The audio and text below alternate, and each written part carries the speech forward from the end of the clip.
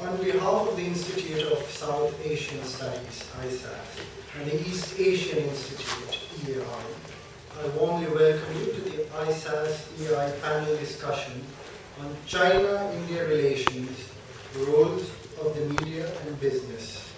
We will also witness the launch of the book titled China-India Economics, Challenges, Competition and Collaboration, authored by Dr. Amit Amrapali. To start off today's event, it is my pleasure to invite Ambassador Gopinath Pillai, Chairman of ISAS, to deliver welcome remarks.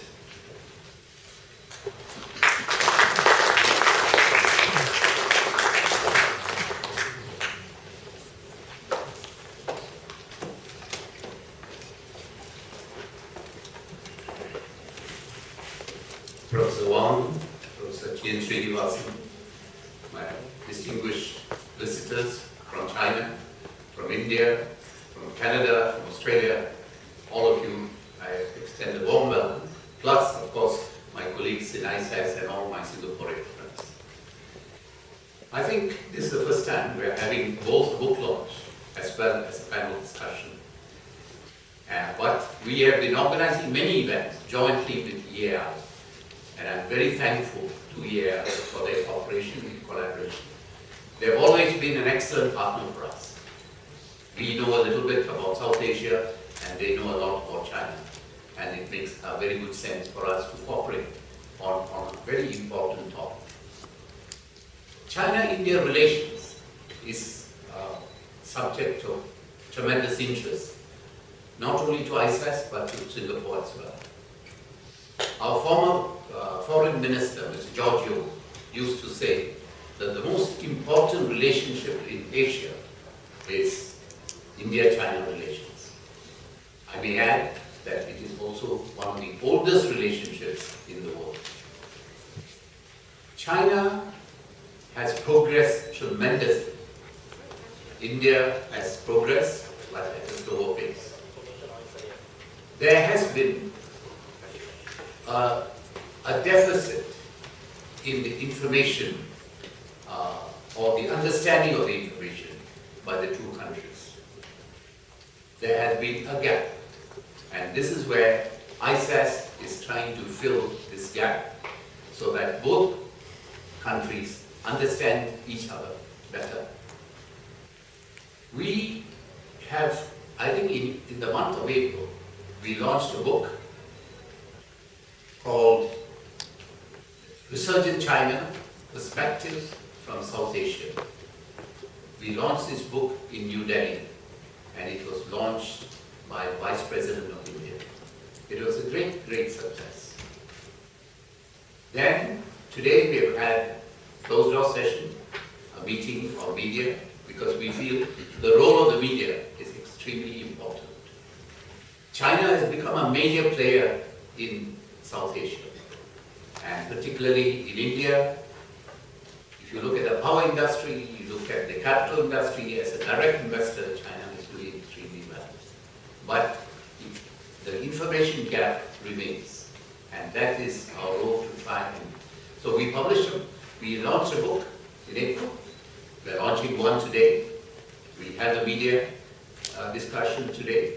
And sometime in November, we will be having a much bigger two-day conference on India-China, where scholars from both countries, outside the media, outside business, but scholars will come and interact.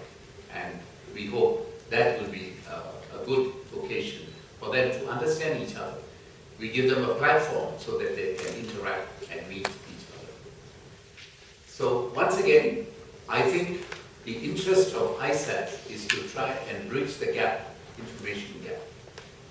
Singapore has always had an interest in the relationship with South Asia and China. If you read Western histories of Singapore, you would learn only perhaps that Singapore started from 1819, when Sir Stamford Raffles took over this island. But if you read the book by my colleague, Director Professor Tan Tai Yong, he talks about Singapore's 700-year history. Now this history sees commerce moving from Europe, from the Middle East, from Africa to India and China, and probably passing through Singapore. Southeast Asia was a meeting place of Indian and Chinese traders together with the Arabs and others. But it was also a meeting place for the cultures of the two countries. And it's still today, it's going to be an important venue for meeting of these two great countries. So we try and do what little we can. And today we have, as the Compare said, two programs. One is the launch of a book by Dr. Amit Tandupale. And after that we have a panel discussion. And the panel discussion will have a group of very illustrious people. And then we have further discussions after that. I want to thank you for spending this afternoon with us, and we hope you will find the time spent worthwhile. Thank you very much.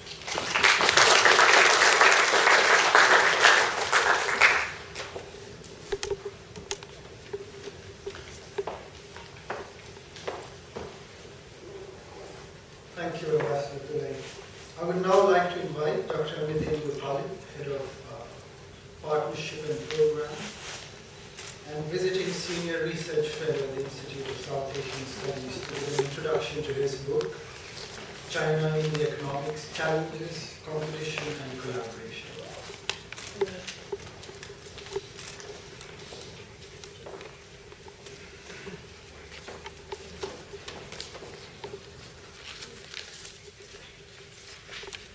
Thank you very much, Tim Kim, and I join Chairman ISAS Ambassador Pillai in welcoming you all to today's event.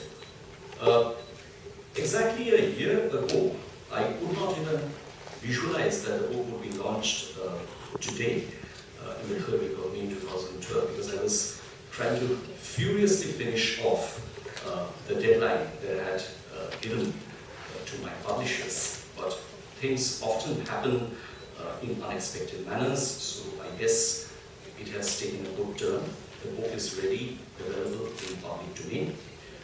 Why this book?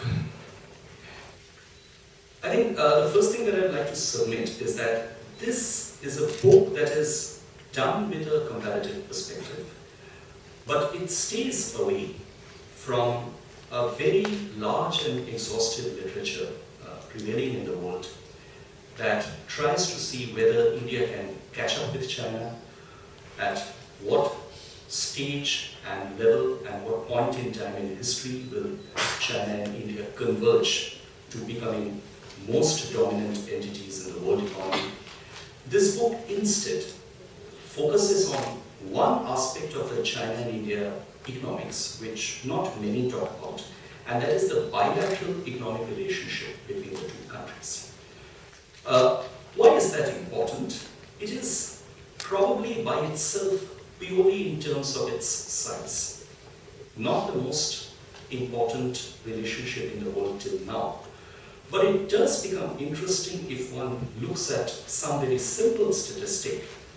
These are two countries who were trading at barely about $1 billion 10 years ago, and today that trade relationship is close to $75 billion, only by official statistics, and there is a considerable amount of unofficial economic activity which goes underreported in both the countries. And there is every reason to assume that this relationship is almost close to $100 billion right now.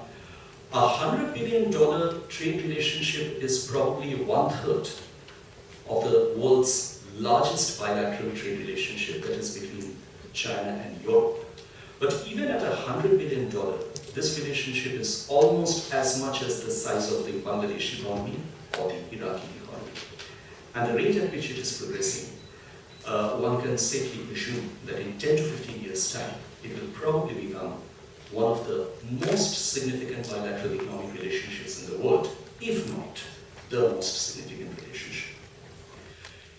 What this book tries to do is to look at the global context of the China-India economic relationship. And what it starts off by identifying is that in a way, China and India occupy a very unique position in the world economy. They are now both figuring in the top 10 largest economies of the world.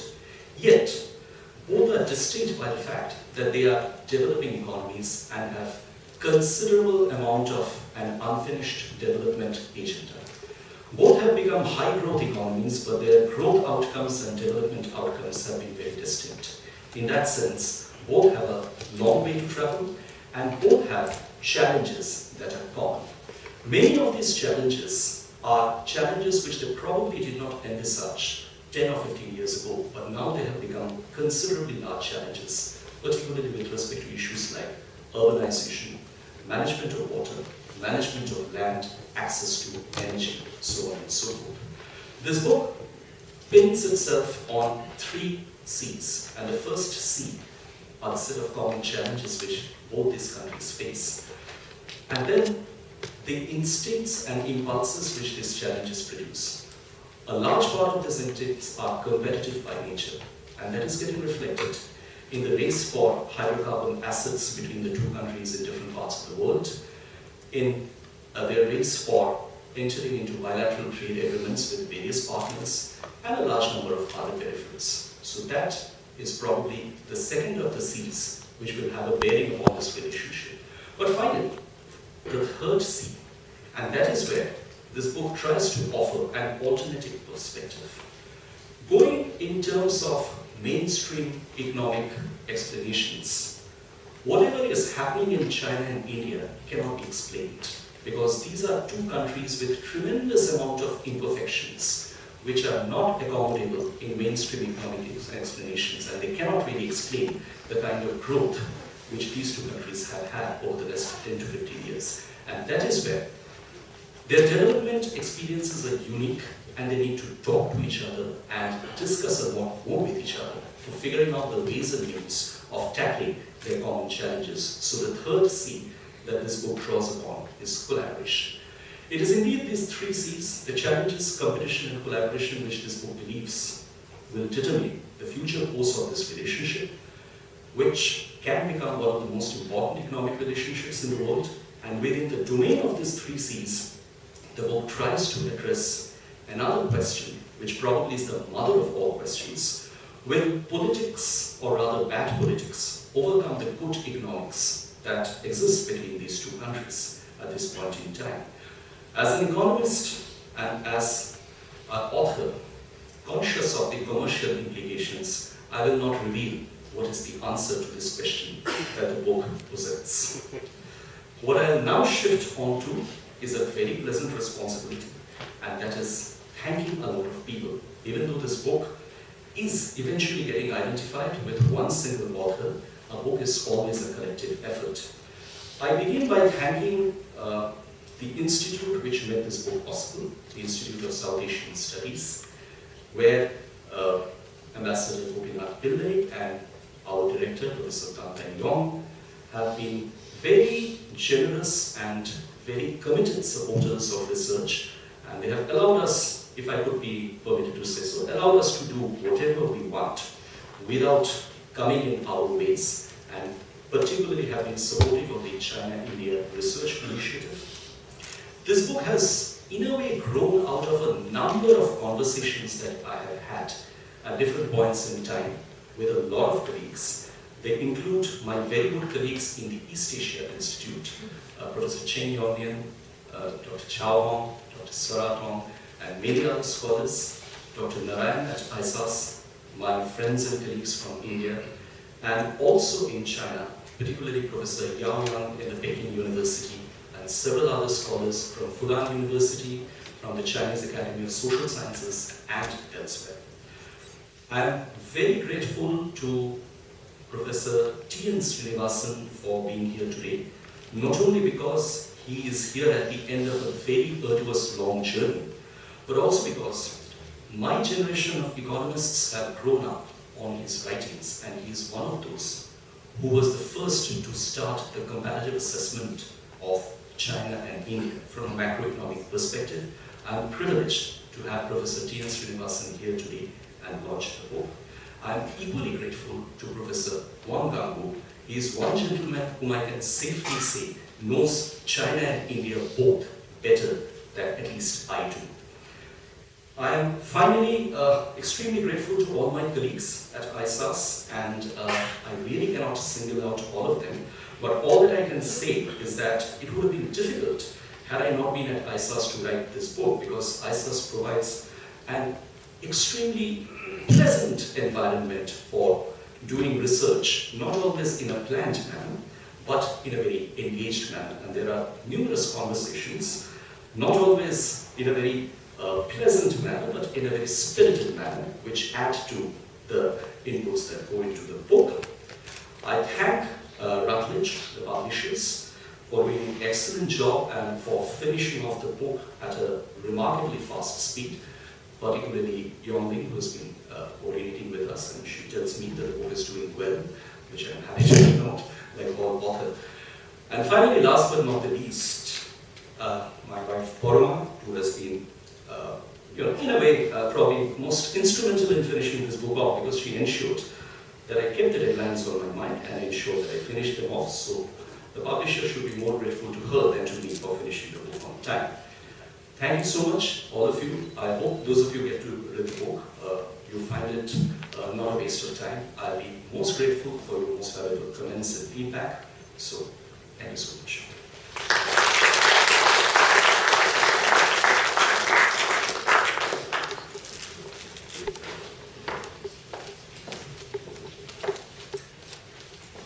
It is with great pleasure that I now invite Professor T.N. Srinivasan, Yong Pung Hao Chair Professor, the Lee Kuan Yew School of Public Policy, and Professor Wang Wengru, Chairman of the East Asia Institute, on stage for the launch of the book.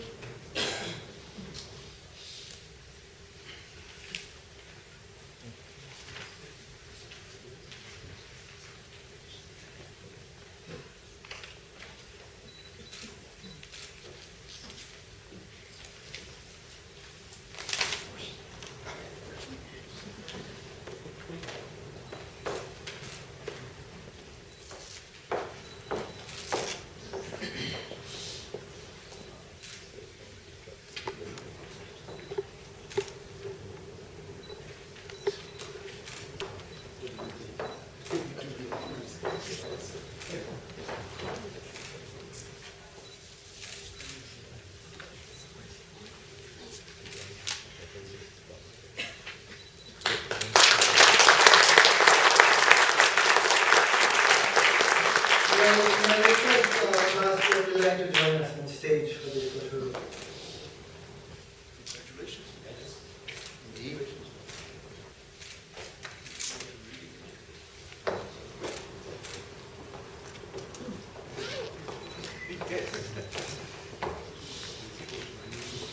Yeah, okay. Thank you.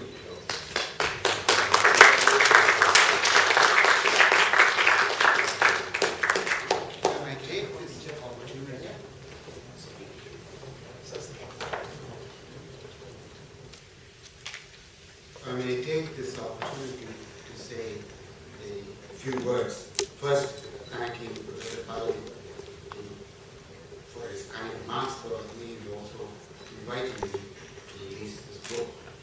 And there is no question the bilateral economic and political relations between India and China are going to be the major determinants of what's going to happen in Asia and also the world as a whole.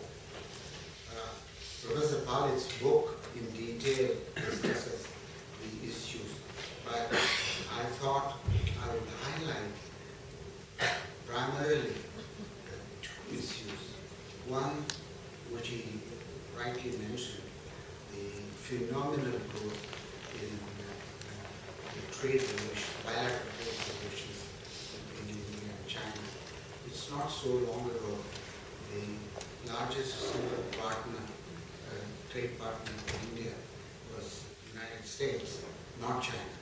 Today, China is the single largest trading partner for India, and that gives you encapsulate the phenomenal growth that has taken place in a very short time.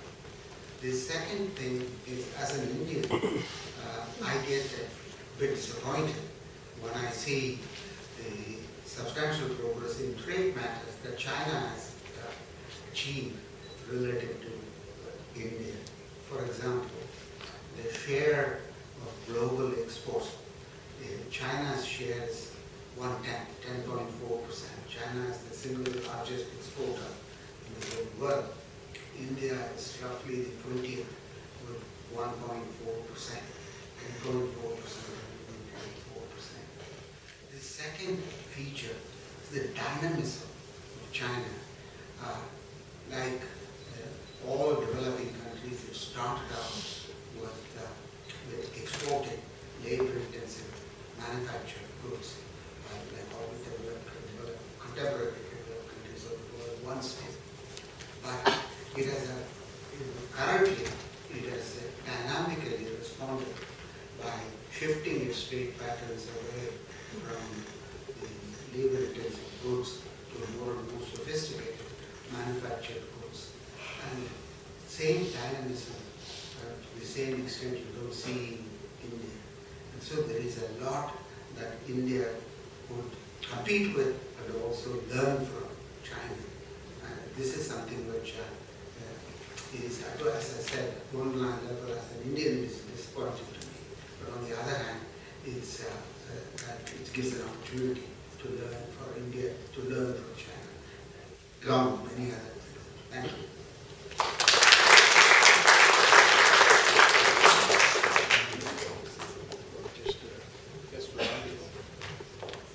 Yes, I'm delighted to be here for this occasion because I know how hard Dr. Palit worked on his book. He's an extremely modest man.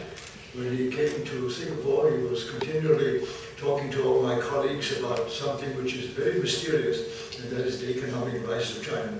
Mysterious to me because as an undergraduate, I always thought economics was pretty mysterious anyway. But when it comes to the economy of China, it is even more so.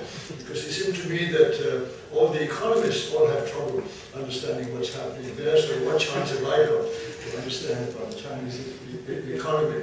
I do know one thing though, that almost everything that I know about China's development stems from political developments. So this is because I know little economics, and I have observed the politics a little bit more. But I do think one point that does need to be said is that while Professor Srinivasan mentioned all these remarkable dynamic changes in the Chinese economy, there's very little doubt in my mind that the role of the state has been extremely important.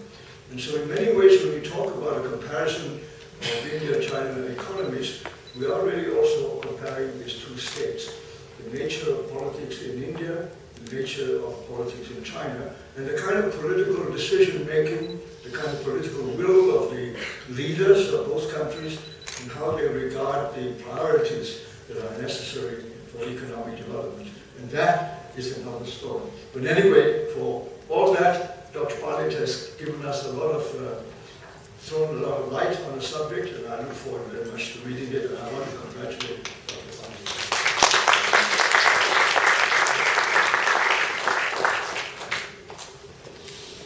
Thank you, Professor Wong, Professor Srinivasan.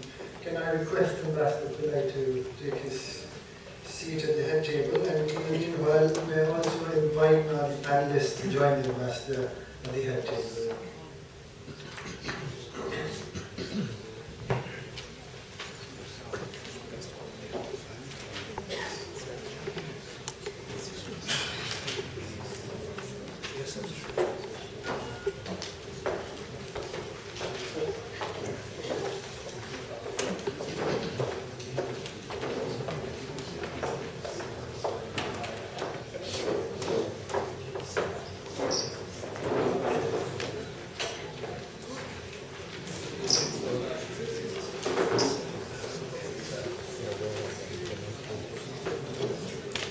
The topic for discussion today is China-India relations, roles of media and business. Ambassador Pillai will chair the session, And I hand over the floor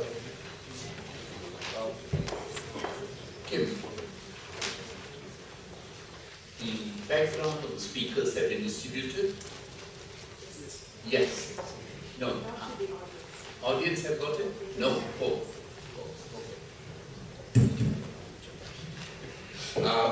Once again, this is the second part of today's program, and that is the panel discussion. I thought they would have distributed. What I can do is just give you one liner, because they're quite extensive.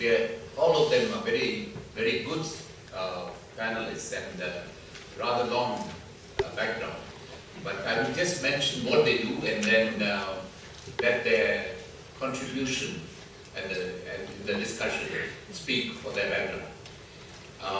I will give each one of them about 5 to 6 minutes, and then we will have about 45 minutes or so of discussion, questions and answers. You can direct the question to a specific person or just to the whole panel. On my left is Professor Cheng. He's the director of EAI. He's one of those that we collaborate very closely with, and one with whom we have a very good relationship. Then you have on the same this thing, we have it's all jumbled up here. Professor Rigby from ANU China Institute, Australian National University. Then next to him is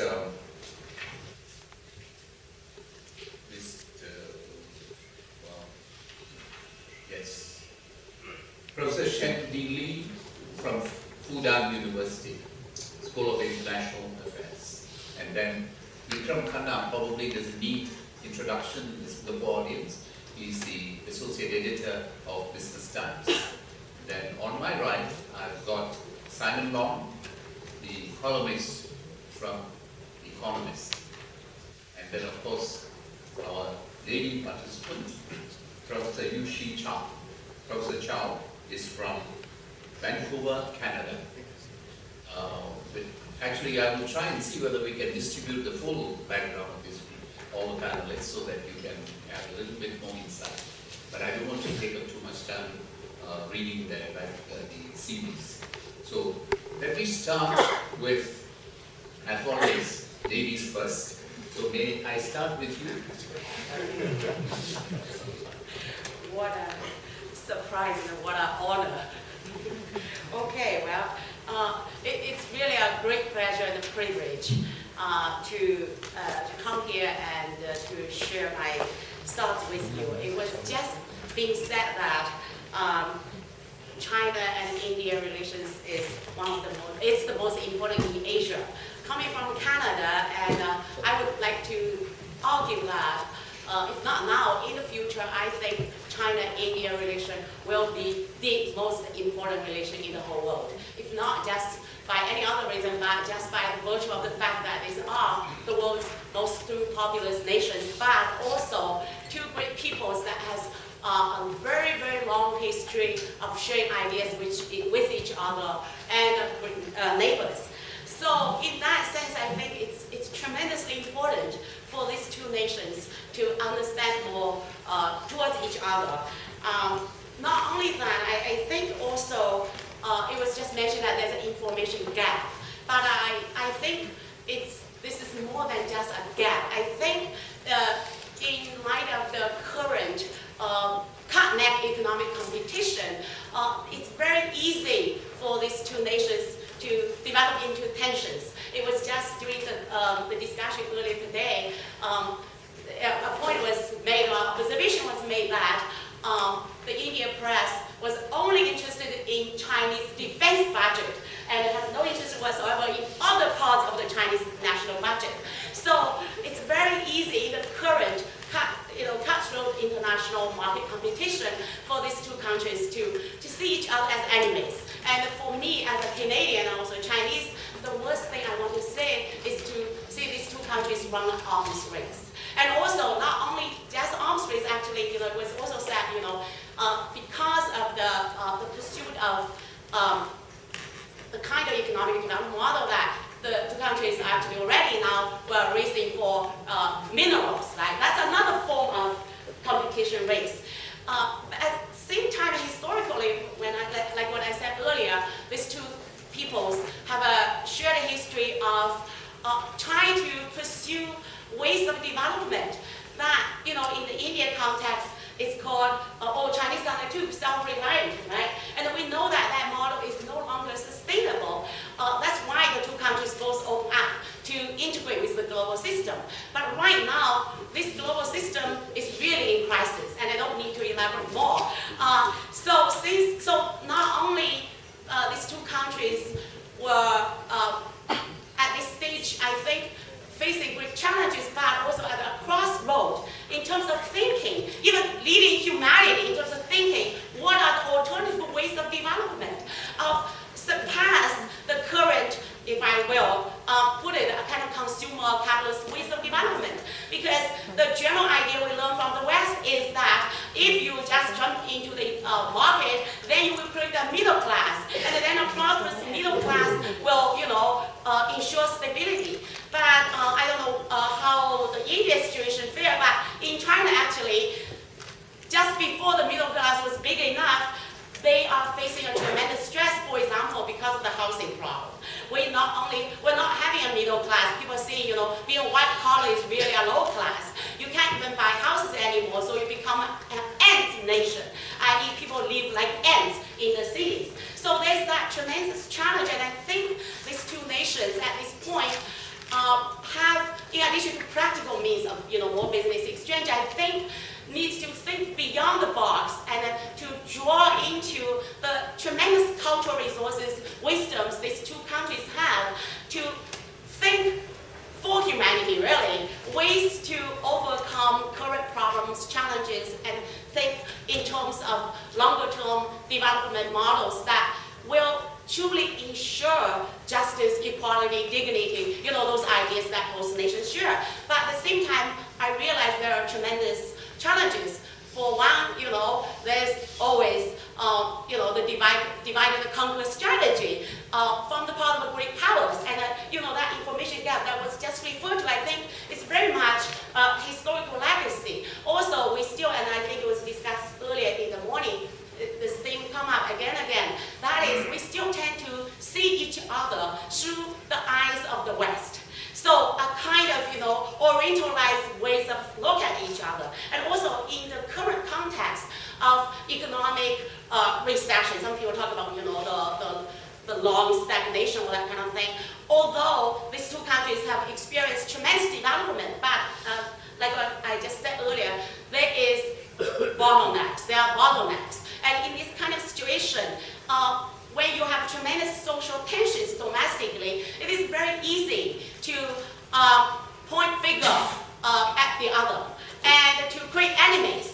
So when there are domestic problems, create an external enemy. So right now, I think in both countries there is that danger. And now speaking of the press, the media I think have a tremendous role to play in either leading what I mentioned earlier, rethinking of the current world order and, draw from the cultural imaginations of the two great nations, peoples, and their long traditions to think beyond the box, or go to the sensationalist road to, or dig into the most chauvinistic part of nationalism, and then to create environment for war. And I